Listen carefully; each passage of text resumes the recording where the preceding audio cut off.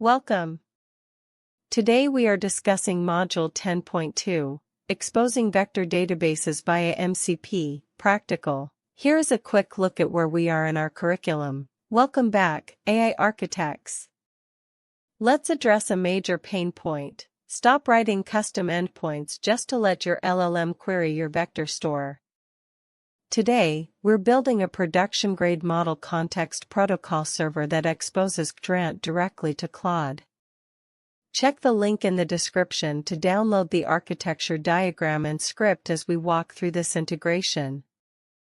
Look at this architecture diagram. The client talks JSON RPC 2.0 over standard I/O to our custom MCP server, which safely communicates with our underlying vector database.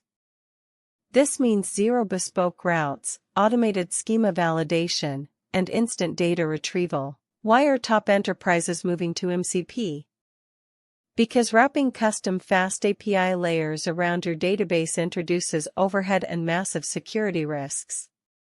With MCP, your local or cloud vector store remains protected, only exposing exactly what the server defines in its tool schema. As a principal engineer, this is how you build maintainable, decoupled systems. Let's move on to actually writing the Python code to make this magic happen. Now, let's write our FastMCP server script in Python. Remember to check the link in the description to download the complete script and follow along. In this script, we initialize a connection to a local GRANT vector DB on port 6333.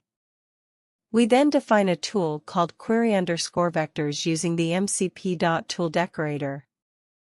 This function automatically translates Python type hints and docstrings into an interactive tool schema that Claude understands immediately. The LLM will inspect these parameters and invoke this code autonomously when needed. Whoops! Looks like we've hit a live debugging moment right here. As you can see from the traceback, we've encountered a module not found error for MCP. This is actually a perfect teaching opportunity. This error means our Python environment can't find the MCP package, likely because it hasn't been installed yet. No problem at all, a quick pip install MCP in our terminal will fix this right up. Once that's done, we can rerun our script, and then we'll see our MCP server start instantly, exposing the query_vectors tool and ensuring its schema is perfectly parsed for Claude Desktop, just as we planned. Now that our script is ready, we need Claude Desktop to find it. Make sure to download the exact configuration snippet using the link in the description below.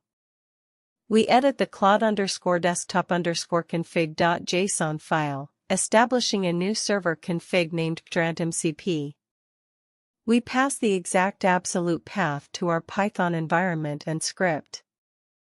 When Claude restarts, it will launch this server in the background and establish a persistent connection. Let's verify our setup.